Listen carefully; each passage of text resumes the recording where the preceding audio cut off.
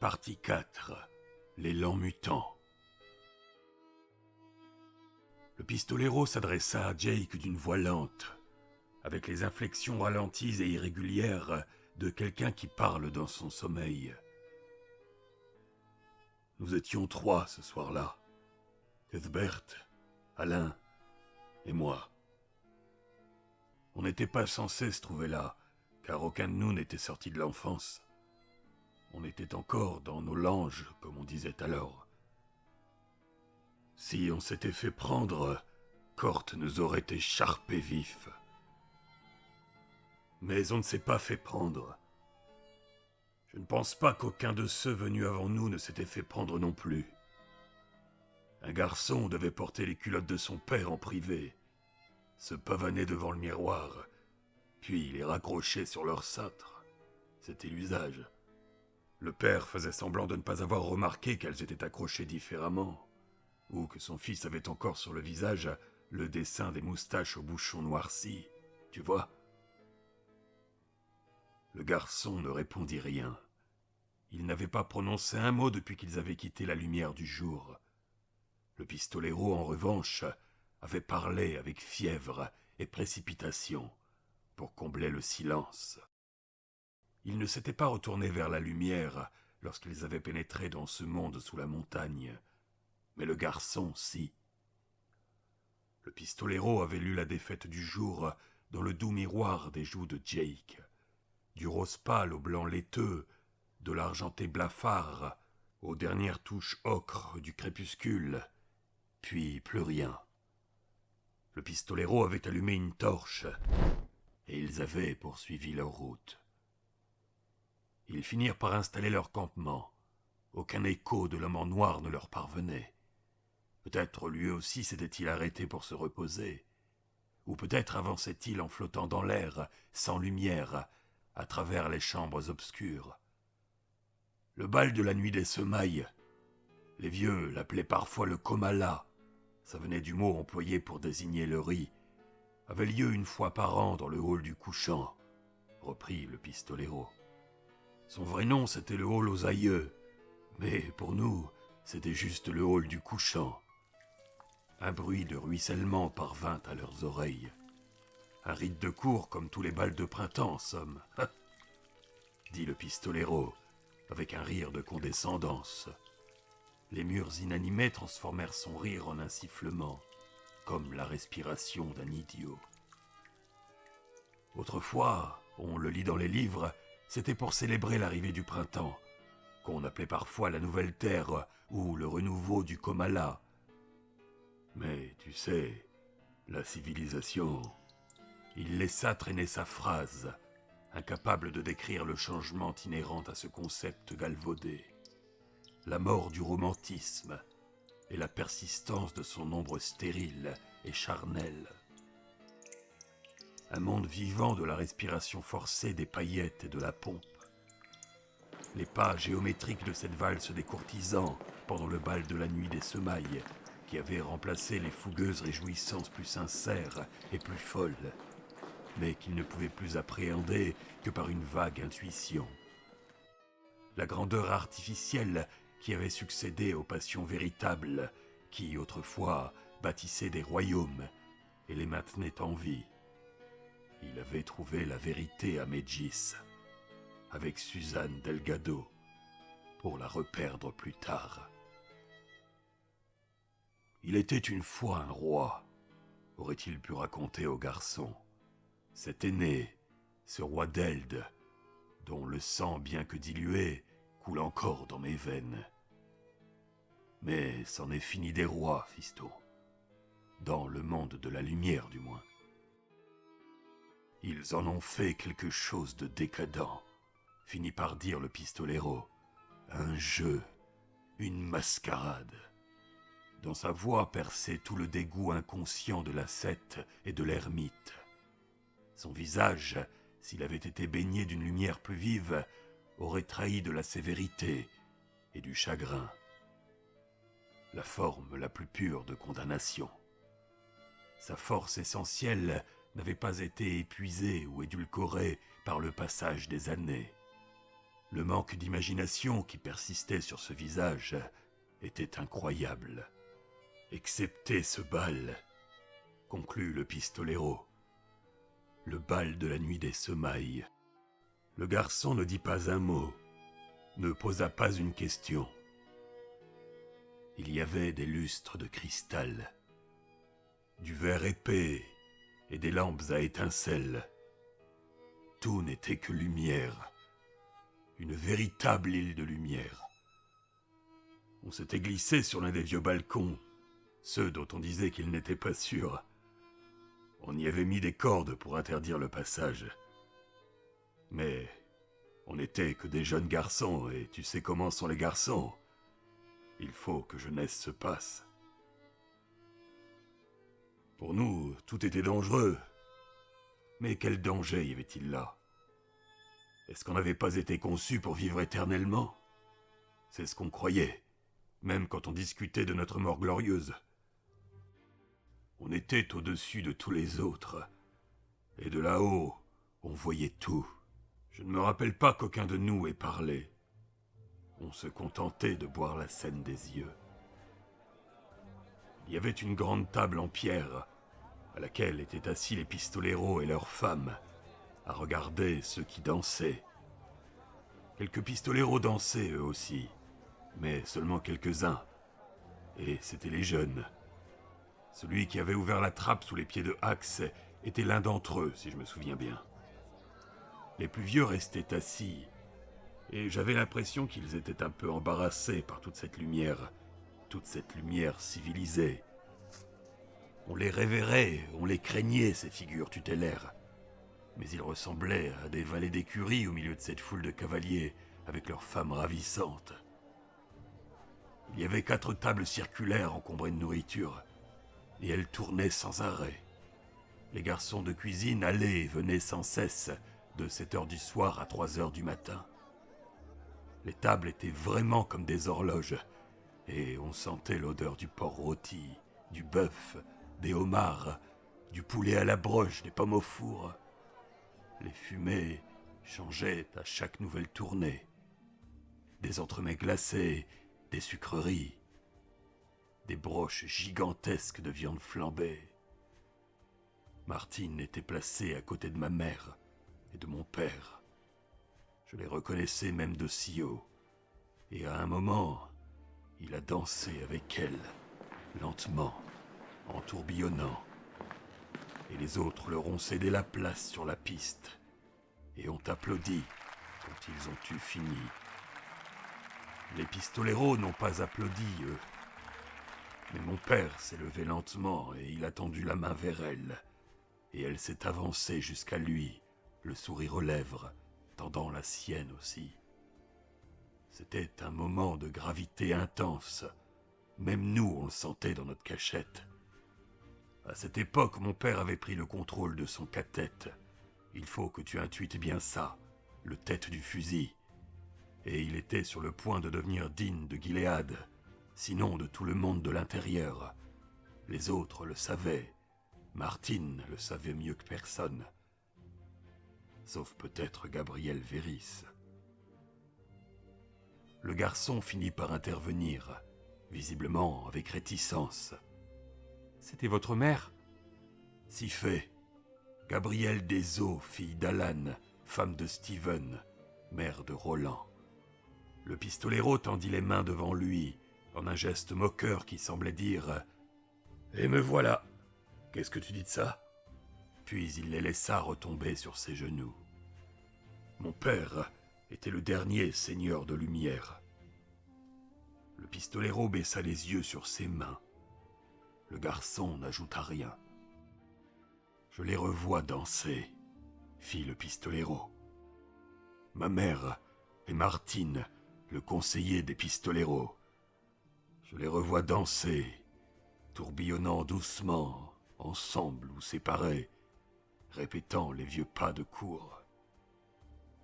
Il regarda le garçon, un sourire aux lèvres. Mais ça ne voulait rien dire, tu sais. Parce que le pouvoir avait été transmis d'une manière qu'aucun d'entre nous ne connaissait, mais que nous comprenions tous. et ma mère était liée de façon viscérale à celui qui détenait et maniait ce pouvoir. N'en était-il pas ainsi? Elle était bel et bien revenue à lui à la fin de la danse, n'est-ce pas? Et elle lui avait serré les mains. Avait-il applaudi? La salle avait-elle résonné de leur joie quand ces jolis garçons et leurs ravissantes compagnes l'avaient applaudi et loué de toute leur force? Alors, est-ce ce qui s'est passé? De l'eau amère goûta au loin dans le noir. Le garçon ne dit rien. « Je les revois danser », répéta le pistolero avec douceur. « Je les revois danser. » Il leva les yeux vers le toit de roche invisible, et, l'espace d'une seconde, il parut sur le point de hurler vers le ciel, de le couvrir d'injures, de le mettre au défi, aveuglément. Ces tonnes de granit aveugles et muettes qui retenaient leurs minuscules existences, telles des microbes dans leurs entrailles de pierre. Quelle main aurait pu tenir le couteau qui a conduit mon père à sa mort? « Je suis fatigué, » dit le garçon, puis il se tut de nouveau. Le pistolero sombra dans le silence, et le garçon se retourna et posa la joue sur sa main, dos contre la pierre. La petite flamme en face d'eux vacilla. Le pistolero se roula une cigarette. Il lui semblait voir encore la lumière de cristal dans l'œil du souvenir, entendre les hurrahs et les louanges à gorge déployée dans le vide de cette terre déjà écartelée, qui faisait désespérément front contre l'océan gris du temps. Le souvenir de cette île de lumière le blessait amèrement, et il regrettait d'en avoir été témoin, comme d'avoir vu son père cocufié. Il faisait jouer la fumée entre sa bouche et ses narines en observant le garçon. Ces grands cercles que l'on dessine sur la terre, se dit-il, et on tourne, on retourne au départ, et le départ est de nouveau là. L'éternel retour, qui est, depuis toujours, la malédiction de la lumière du jour. Dans combien de temps reverrons-nous la lumière du jour? Il dormit. Lorsque le son de sa respiration fut devenu lent et régulier, l'enfant ouvrit les yeux et regarda le pistolero avec un amour souillé de nausée. Les dernières lueurs du feu lui attrapèrent un instant la pupille et s'y noyèrent. Il se recoucha.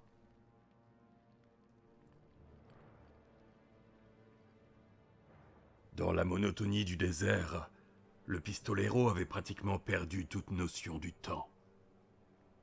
Il acheva de la perdre dans l'obscurité, dans le cheminement sous les montagnes.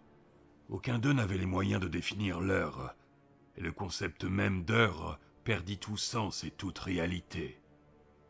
Ils allaient en quelque sorte hors du temps. Une journée aurait tout aussi bien pu être une semaine, ou une semaine une journée. Ils cheminaient, dormaient, mangeaient de petits repas qui ne contentaient pas leur estomac. Ils avaient pour seul compagnon le ronflement rugissant de l'eau, qui se vrillait un chemin à travers la roche. Ils en suivaient le cours et buvaient dans son onde profonde, plate et gorgée de minéraux, espérant qu'elle ne contenait rien qui pût les rendre malades ou les tuer. Parfois, le pistolero croyait voir des lumières dérivées comme des feux fantômes sous la surface.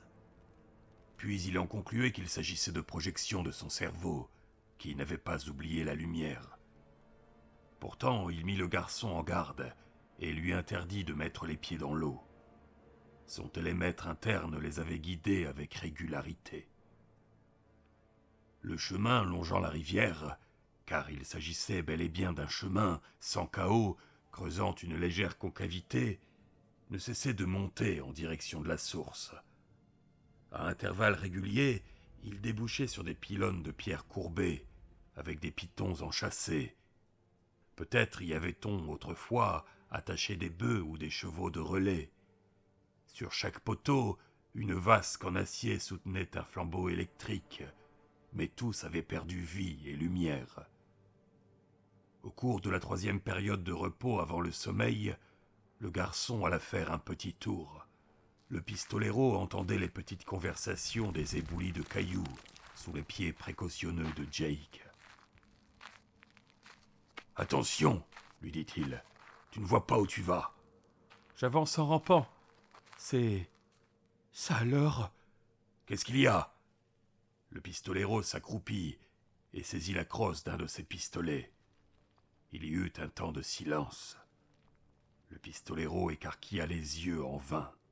« On dirait une voie ferrée. » fit le garçon d'une voix dubitative. Le pistolero se leva et se dirigea d'après la voie de Jake, avançant chaque pied avec précaution pour éviter les embûches. « Par ici !» Une main tâtonna dans le noir et toucha le visage du pistolero. Le garçon était très bon dans le noir, meilleur que Roland lui-même. Ses yeux semblaient se dilater au point de perdre toute couleur. Le pistolero le constata à la faveur de la faible lumière qu'il avait allumée. Il n'y avait aucun combustible à l'intérieur de cette matrice de pierre, et ce qu'il y avait apporté tombait rapidement en cendres. Par moments, la pulsion de faire de la lumière était quasiment incontrôlable. Ils avaient découvert qu'on pouvait avoir aussi faim de lumière que de nourriture. Le garçon se tenait à côté d'une paroi rocheuse incurvée, que longeaient des portées métalliques parallèles qui fuyaient dans l'obscurité. Chacune était jalonnée de nœuds noirs, sans doute d'anciens conducteurs d'électricité. À côté et en dessous, à quelques centimètres à peine du sol rocailleux, des rails de métal brillants. Quel genre d'engin avait pu rouler là à une époque ? Le pistolero ne pouvait imaginer que des bolides électriques aux lignes pures, filant leur chemin à travers cette nuit éternelle, précédés par leurs phares, leurs yeux épouvantés. Il n'avait jamais entendu parler de choses pareilles, mais il restait de nombreux vestiges de ce monde passé. Aussi sûr qu'il y avait des démons. Une fois, le pistolero avait croisé un ermite qui avait gagné un pouvoir quasi religieux sur une malheureuse troupe de pauvres bougres, par la simple possession d'une ancienne pompe à essence.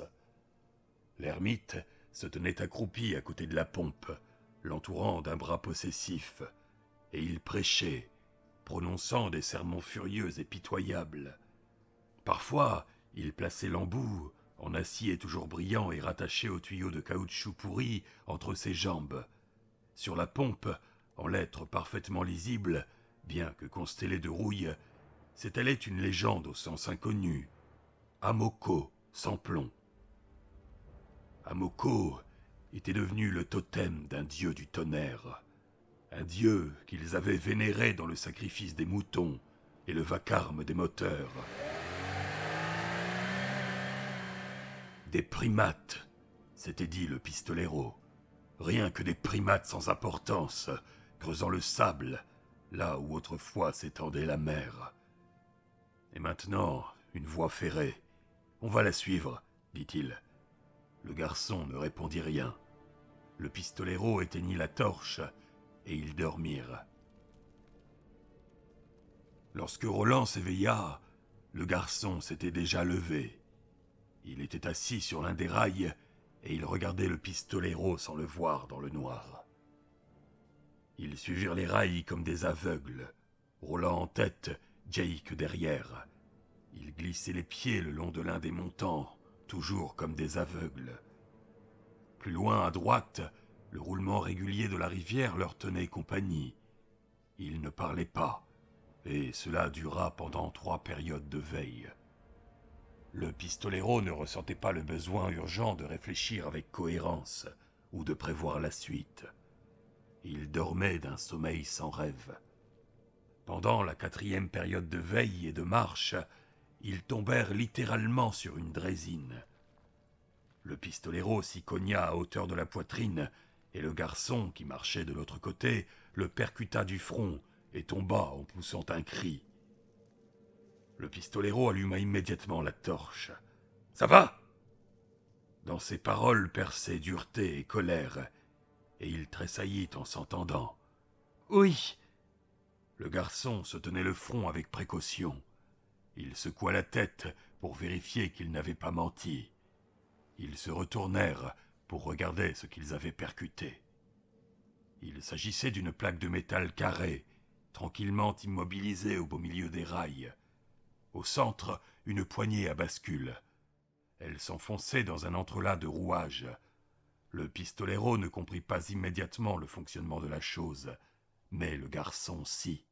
« C'est une draisine. »« Une quoi ?»« Une draisine. » répéta le garçon avec impatience. « Comme dans les vieux dessins animés. Regardez. » Il se hissa sur la pointe des pieds et actionna la poignée. Il réussit à la baisser, mais il dut y aller de tout son poids pour faire tourner l'engrenage. La draisine glissa d'une trentaine de centimètres sur les rails, en silence, hors du temps. « Bien, » fit une voix mécanique étouffée, qui les fit tous deux sursauter. « Bien, poussez encore une fois. » La voix mécanique se tut. « Elle est un peu rouillée. » s'excusa le garçon. Le pistolero grimpa aux côtés de Jake et abaissa la poignée. La draisine avança sagement, puis s'immobilisa. « Bien, poussez encore une fois. » l'encouragea la voix mécanique. Le pistolero sentit un arbre de transmission tourner sous ses pieds. La sensation lui plut, ainsi que la voix mécanique, bien qu'il n'eût aucune envie de l'entendre plus que nécessaire. Mis à part la pompe au relais, c'était la première machine qu'il voyait depuis des années, qui fonctionnait toujours correctement. Pourtant, l'engin suscitait chez lui un malaise. Certes, cette draisine les mènerait plus vite à l'homme en noir. Il ne doutait pas que ce dernier s'était une fois encore arrangé pour qu'il la trouve. « Super, hein ?»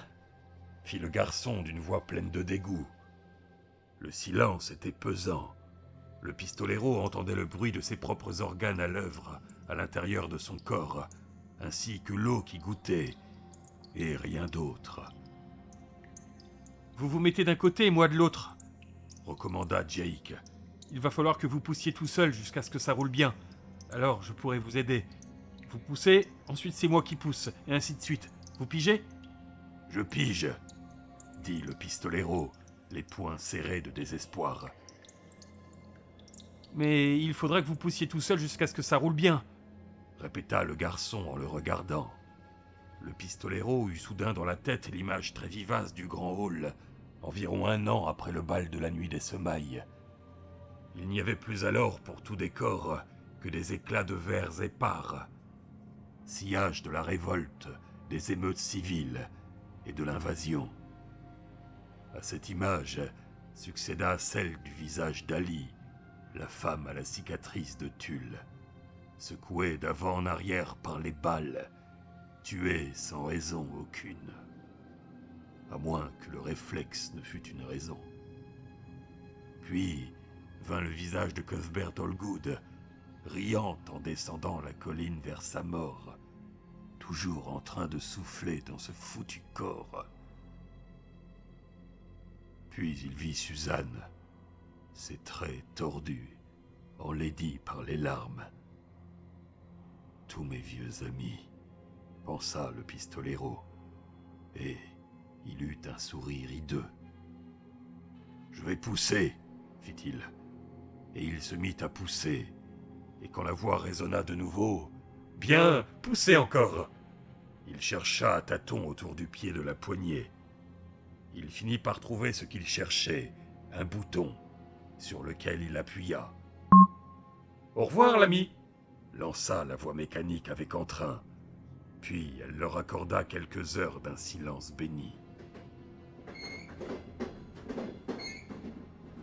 Ils roulèrent ainsi dans le noir, prenant de la vitesse, sans plus avoir à progresser à tâtons. La voix synthétique parla une fois, leur suggérant de grignoter les biscuits Crousti-Pomme, puis une fois encore, pour leur dire qu'il n'y avait rien de meilleur à la fin d'une journée qu'une pause choco-choc. Et pour mettre en application ce sage conseil, elle se tut définitivement. Une fois dérouillée, la draisine avança avec fluidité. Le garçon essayait de participer, et le pistolero l'autorisait à prendre le relais pendant de courtes plages. Mais il assura le plus gros du travail, soulevant et abaissant la poignée avec de grands gestes amples qui lui étiraient la poitrine. La rivière souterraine était leur compagne, tantôt se rapprochant par la droite, tantôt s'éloignant. À un moment, ils entendirent comme un écho gigantesque et vrombissant, comme si la rivière traversait le narthex d'une énorme cathédrale. Puis le son disparut d'un seul coup. La vitesse et le vent qu'elle leur soufflait au visage semblèrent leur tenir lieu de lumière et les lâcher de nouveau dans un cadre temporel. Le pistolero estimait qu'il devait parcourir entre 15 et 20 km par heure, toujours en suivant une côte légère, quasiment imperceptible, qui l'épuisait sans en avoir l'air. À chacun de leurs arrêts, il dormait lui-même comme une pierre. Il n'avait à nouveau pratiquement plus rien à manger, mais ni l'un ni l'autre ne s'en inquiétait. Pour le pistolero, la tension due à l'imminence du coup de théâtre était aussi imperceptible, mais tout aussi réelle et croissante, que la fatigue qu'il ressentait à manipuler la draisine. Ils étaient proches de la fin du début. Du moins, lui l'était. Il se sentait comme un acteur, debout au milieu de la scène, quelques minutes avant le lever de rideau. En position, sa première réplique bien claire à l'esprit, il entendait le public invisible agiter les programmes et gigoter dans les fauteuils. Il vivait avec dans l'estomac une boule dense et constante d'anticipation sans nom, et tout exercice physique qui le fatiguait assez pour le faire dormir était le bienvenu. Et lorsqu'il dormait bel et bien, c'était comme les morts. Le garçon parlait de moins en moins, mais dans la paix de l'une de leurs pauses sommeil, peu de temps avant l'attaque des lents mutants, il interrogea presque timidement le pistolero sur son rite de passage à l'âge adulte. « Car je souhaite en savoir plus à ce sujet, » dit-il. Le pistolero s'était calé le dos contre la poignée, une cigarette confectionnée à partir de sa réserve déclinante de tabac coincée au coin des lèvres. Il était sur le point de sombrer dans son habituel sommeil de plomb lorsque le garçon posa la question. « Pourquoi souhaites-tu le savoir ?» demanda-t-il amusé. Dans la voix du garçon perçait un entêtement curieux, comme s'il dissimulait son embarras. « Je voudrais savoir, c'est tout. » Après une pause, il ajouta. « Je me suis toujours demandé ce que ça faisait de grandir. Je parie que c'est un paquet de mensonges. » « Ce dont tu as entendu parler, ce n'est pas la même chose que ce que moi j'ai vécu, » répondit le pistolero. « Je pense que je l'ai fait pour la première fois peu de temps après ce dont tu as entendu parler. » « Quand vous avez affronté votre professeur, » dit Jake d'un ton distant. « C'est ça que je veux entendre. » Roland acquiesça. Oui, bien sûr. Le jour où il était venu le trouver. Voilà une histoire que tout garçon souhaiterait entendre, évidemment. Mon véritable passage à l'âge adulte n'a pu survenir qu'après que mon père m'eut renvoyé. Puis ça s'est terminé en 2 temps.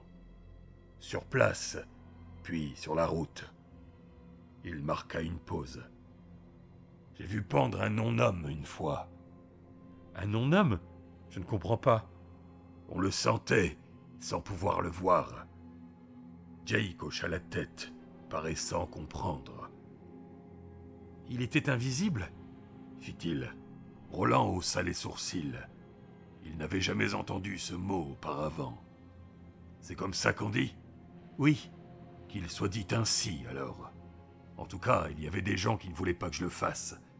Ils croyaient qu'il serait maudit si je le faisais. Mais ce type avait pris goût au viol. Tu sais ce que c'est ?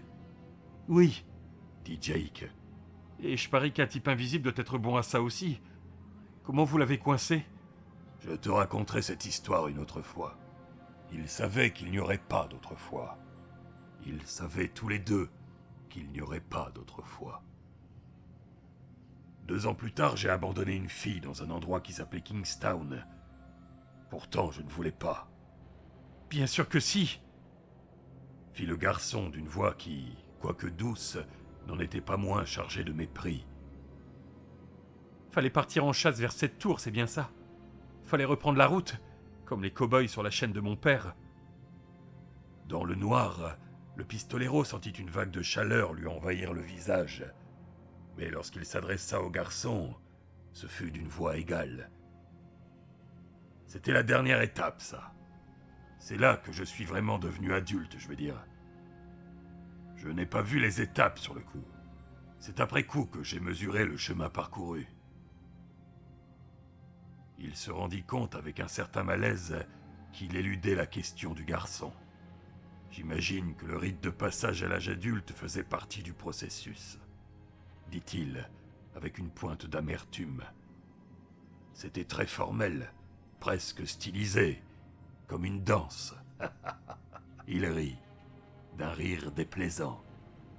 Le garçon ne dit rien. Il était nécessaire de prouver sa valeur en combat singulier, dit le pistolero, en guise de début.